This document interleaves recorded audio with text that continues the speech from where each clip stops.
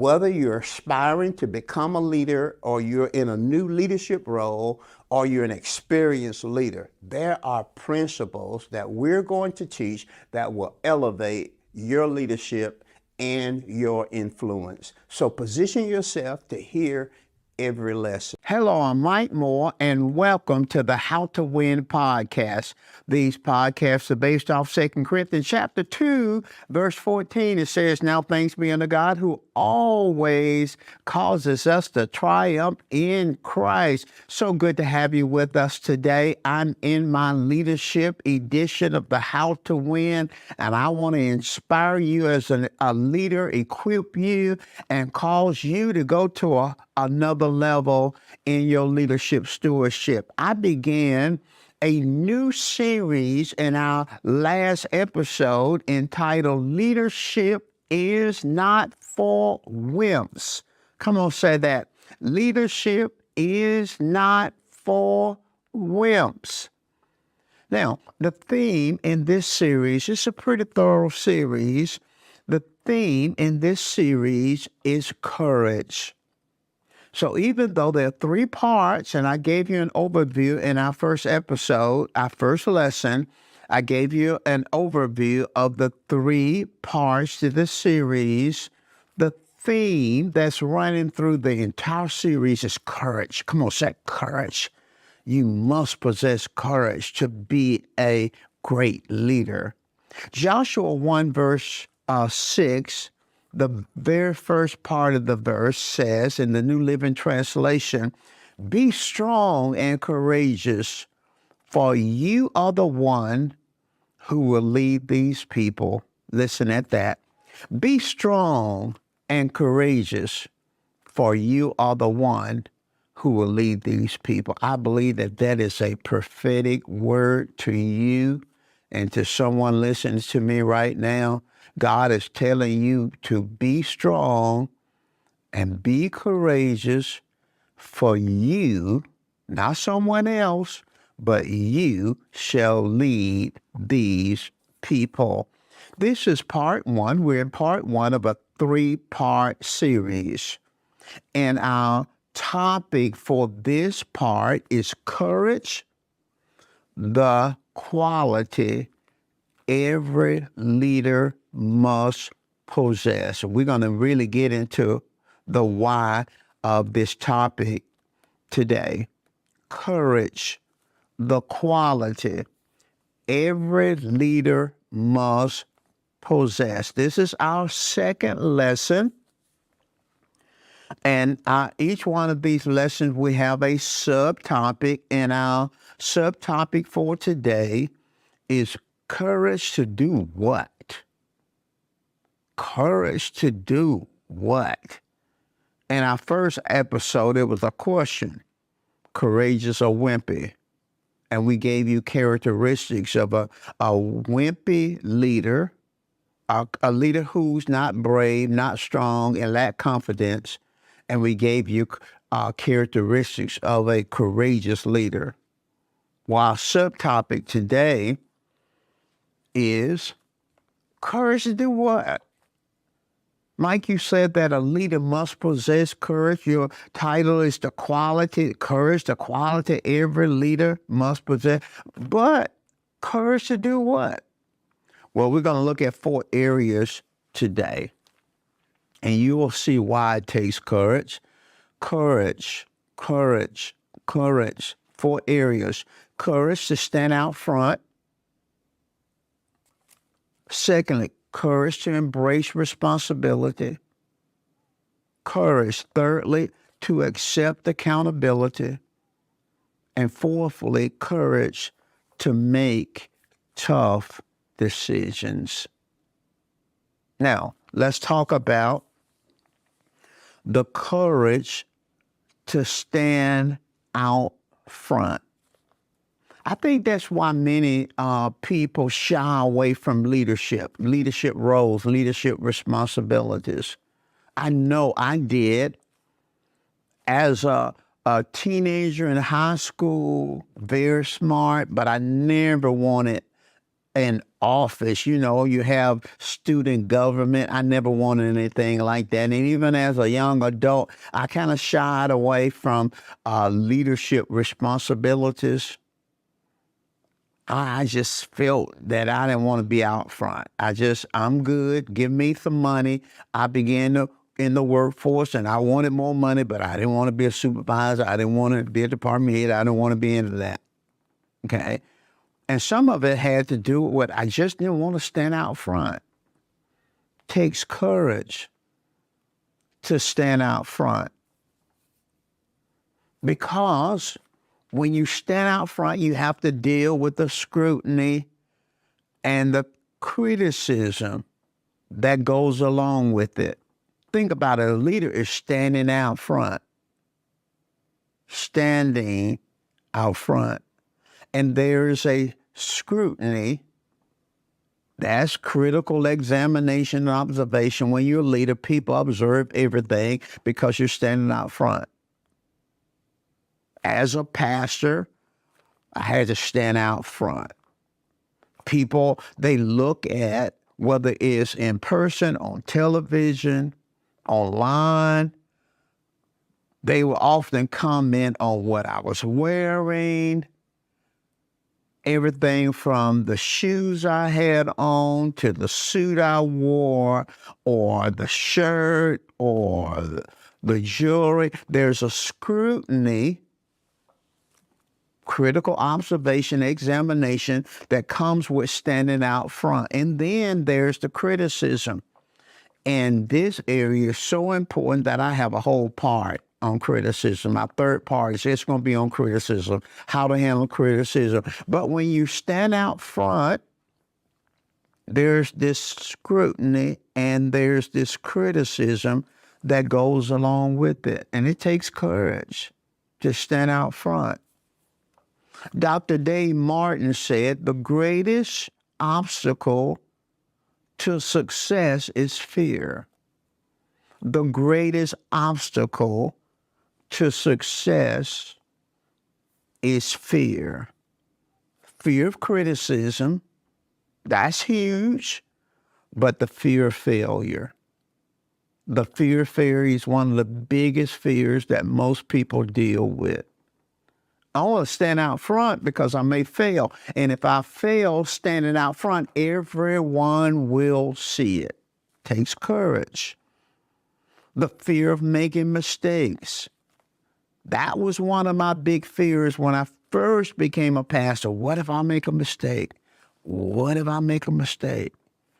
What if I make a mistake? And it's something about growth. We all pray for it. We all want it.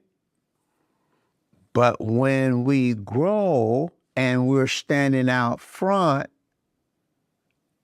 and we fear making a mistake, and when we make a mistake, everyone sees it. If anything grows, there are going to be more decisions. The decisions will cost more. When I first began as a pastor, our first project was purchasing a discontinued school. And at that time, that was in the early 80s, and in that time, the school was auctioned for $25,000. And boy, that $25,000 seemed like $25 million at that time. But the last project that we began and finished cost $26 million. We had grown. Things cost more.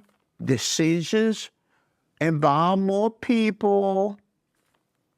So it takes courage to stand out front.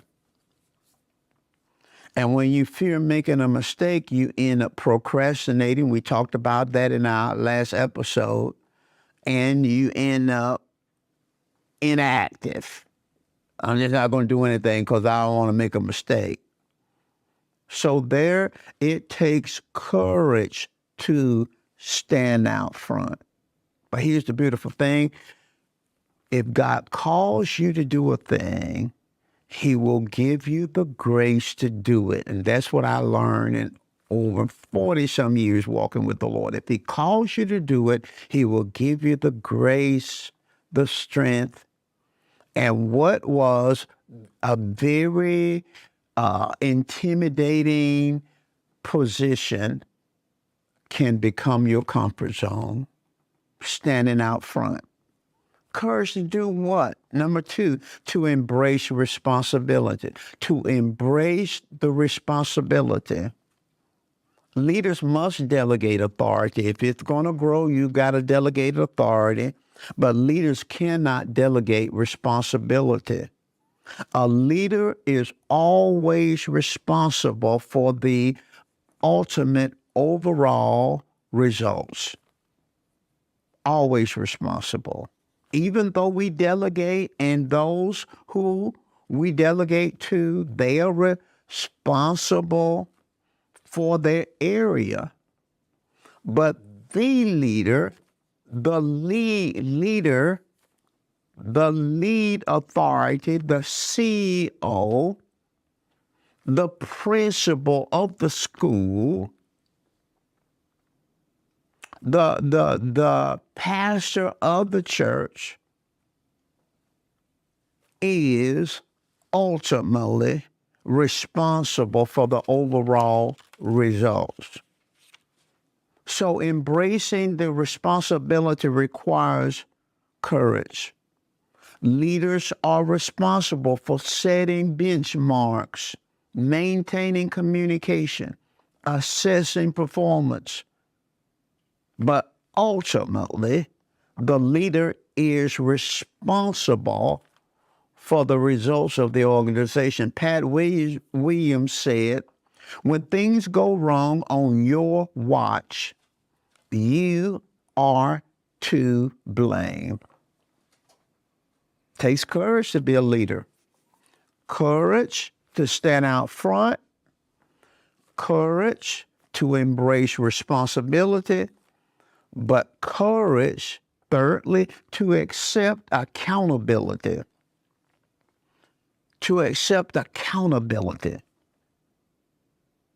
Well, what's accountability? Accountability is the acceptance of responsibility for one's own actions and the willingness to be evaluated and judged in terms of your performance. Accountability is the acceptance of responsibility for one's actions. That's what accountability, the acceptance of responsibility for one's actions and the willingness, accountability is the willingness to be evaluated and judged on your performance. Accountability. Accepting accountability requires courage. And there's two sides to this accountability issue. There's being accountable to others for your decisions. And I think every leader needs to be accountable to somebody. I pastored a very large church. I had a lot of authority, but I believed in accountability. We had a board of directors that I was accountable to. There was a committee on that board that determined my salary. I never determined my salary. We had an audit and a firm that audit our finances and our books every year. It was not mandated by anybody. Nobody told us we had to do it, but I wanted an outside firm to evaluate and audit us every year. Why? Because I think and believe every leader needs some level of accountability. Accountable to others, but also holding others accountable. That's the other side. being accountable, but holding others. But it takes courage. When leaders don't hold followers or staff accountable for their poor attitudes or their poor performances, they undermine their own authority. When you as a leader don't hold people under you accountable for their performance and accountable for their attitudes, and sometimes we let people get away with a bad attitude. We talk about that a little later. But when leaders don't hold those under them, whether it be staff or direct reports, when you don't hold them accountable for their attitude, poor attitude, bad performance, then you undermine your own authority. And you communicate incompetence on your part. You communicate indifference on your part. You destroy the morale of the high performers. And these high performers do care, but because you don't hold people on the team accountable, you destroy their morale. And then you tempt the high performers to come down on the level of the low performers or quit. Accountability is so very important. And it takes courage to accept accountability. And then finally, it takes courage to make tough decisions, difficult decisions. Now listen carefully, because this area of decision making is connected to courage, I have a whole nother part that I'm calling making decisions will make you or break you. Your decision making will make you or break you. I got a whole nother part on that. When I finish this lesson today, we're going to begin that next part on decision making. Criticism is so very important to courage. It's connected. When you understand how to make decisions and the framework of decision making, it increases your courage.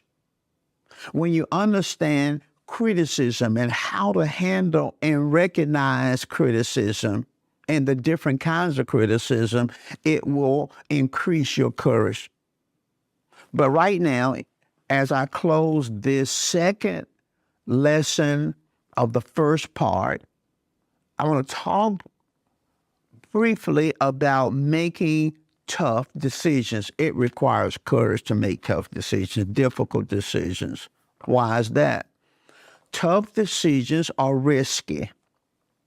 Risk implies the possibility of loss, the possibility of failure, the possibility of things not working out well. And since tough decisions are risky, it requires courage. Tough decisions will be questioned. Tough decisions will open the door to criticism. That's why it requires courage. Tough decisions will carry consequences, consequences that are unavoidable. That's why they're tough decisions. Our decision making, and I want you to make a note of this now, our decision making earns us favor or disfavor. Your decision making will earn you favor, but it will also earn you disfavor. That's why they are tough decisions. They are tough decisions because they often lead to misunderstanding. Tough decisions often, I would say 99.999999999% of every tough decision will involve or create some misunderstanding.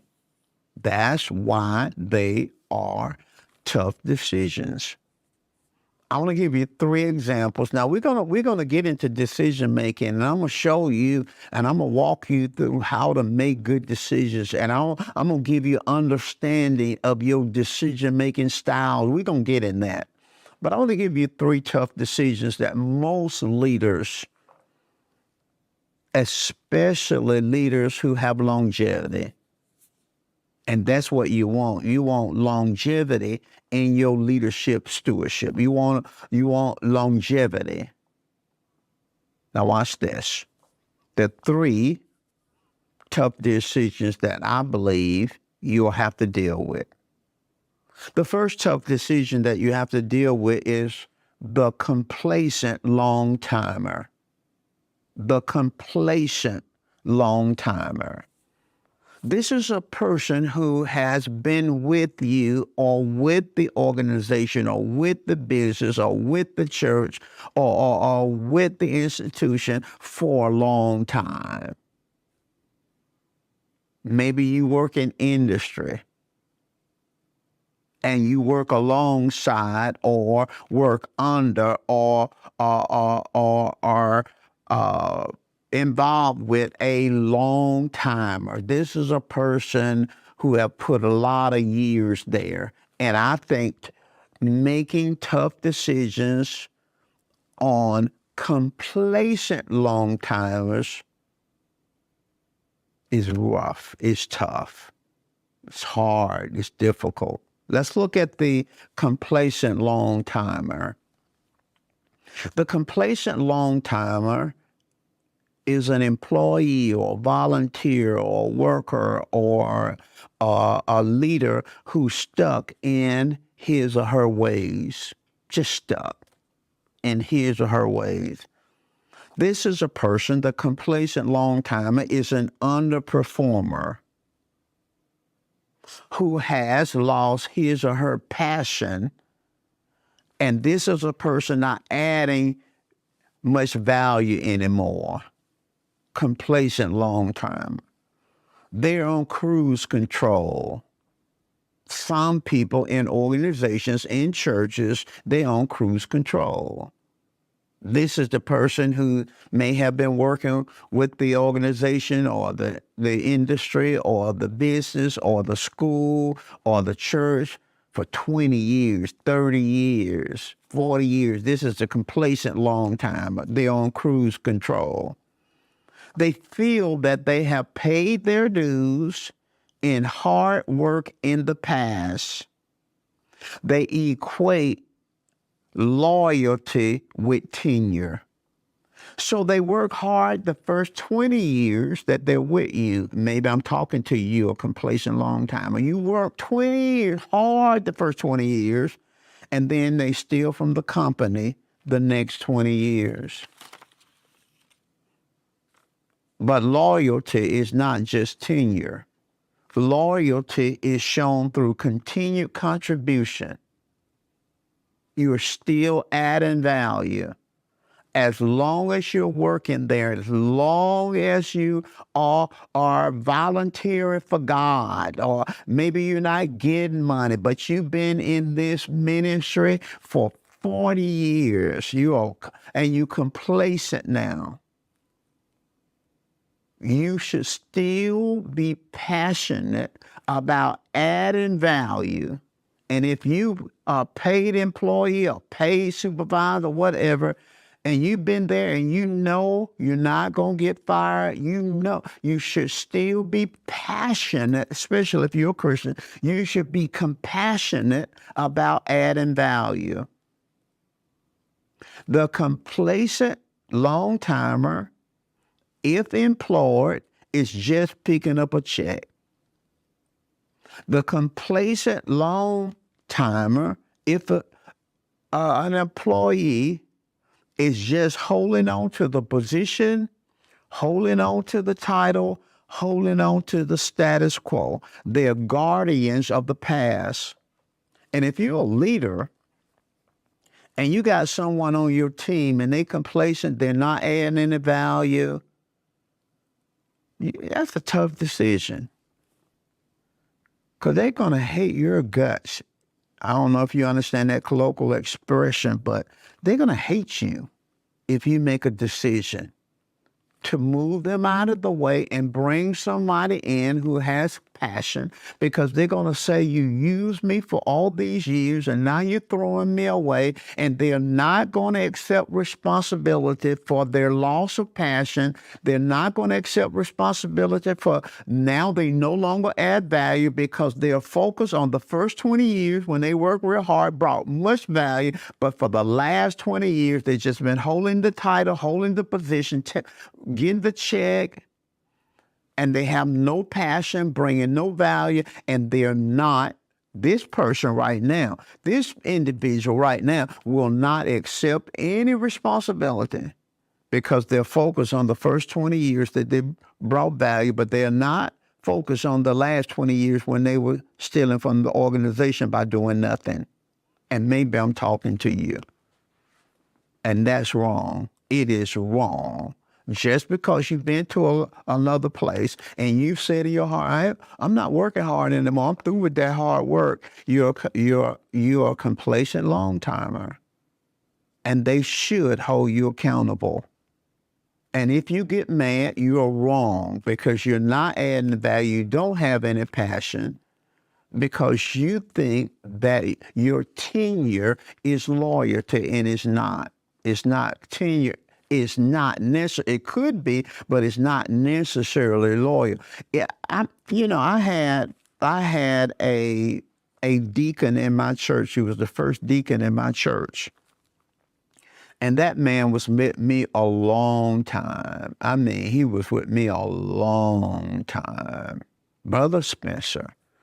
That man, God spoke to him to help me, and I was just in my early 20s. That man stayed with me till he died. And he was just as passionate about service and his commitment when he died as when early in time. Now that's a valuable long timer. And you need long timers, but you need because they bring history, and they can see things, and they bring wisdom.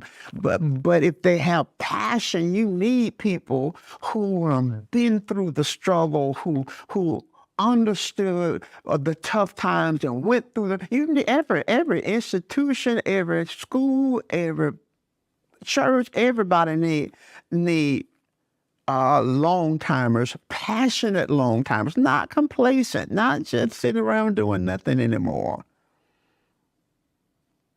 But those complacent ones, they are the ones that have the passion. They bring so much joy and so much pleasure and so much value to an organization. But then the complacent ones, boy, they are drag. And you have to make a decision, and that's tough. That's tough.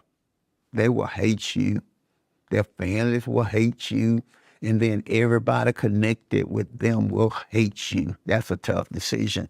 The next tough decision that you'll experience if you're in leadership anytime is the life suckers. The life suckers.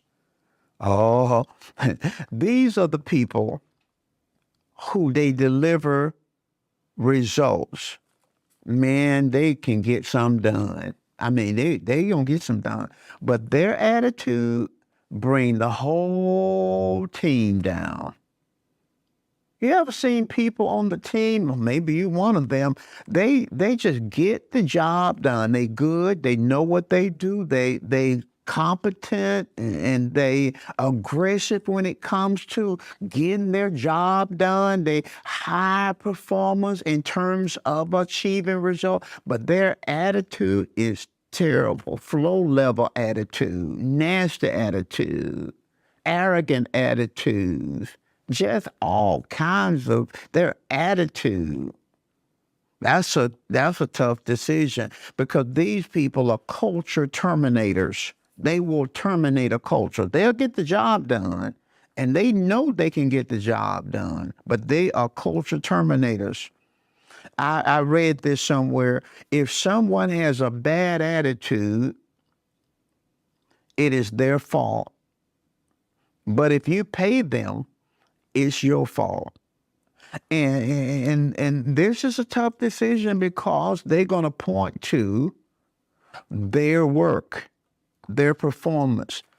When you make a decision on this person, you remove this person because their attitude is bringing the team down, they're going to hate you too.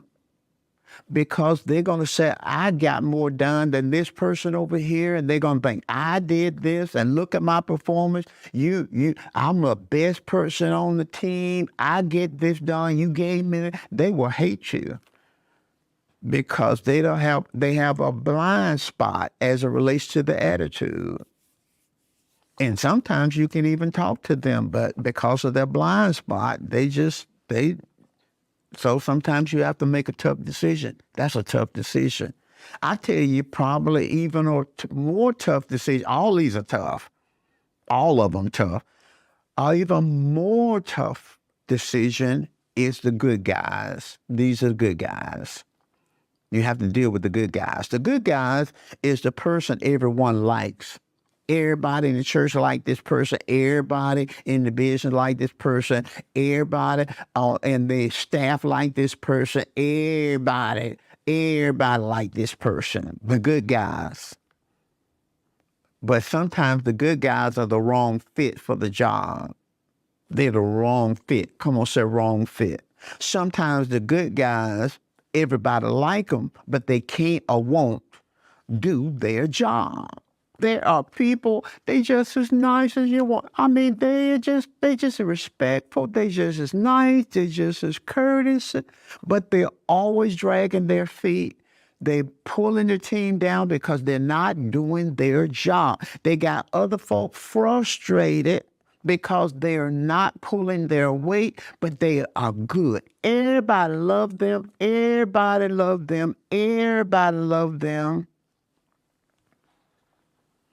And the problem is that they're not doing their job or they're the wrong fit. Everybody love them and they want to remain in the job. Even though you walk them through evaluations and you show them where they're not doing their job, but everybody like them. And then you got to let them go, terminate them because they're a good guy. But they're the wrong fit or they are not doing their job. And then you let them go and everybody going to get mad. Most people going to get mad because we like him. He's such nice. She's so nice. She's so sweet. Good guys. And then you can't explain to the people what happened. You can't take their evaluations out to the people. That's against the law. You can't do that kind of stuff. You can't tell them that the good guy didn't fit and the good guy didn't do their job. You can't tell folks that. All they know is that was a good person. They were sweet. They were kind. They were courteous. They quoted scripture, especially in church. You got a lot of good guys in church. They quoted scripture. That one not doing their job. That's a good guy. And it's a tough decision. It's a tough decision. It's a tough one. All these are tough decisions. But listen, leadership is not for wimps. You gotta have thick skin when you're a leader. You gotta be courageous. Now, listen. This concludes part one. Courage, a quality that every leader must possess, is part one. In our next session, we're going to get over into decision making, and the title of it will be Decisions Will Make You or Break You. Now, listen, I'm so glad you're with this on this journey. I'm learning so much. I pray you're learning a lot too. Tell somebody about the podcast, share it with somebody, and I look forward to seeing you next time.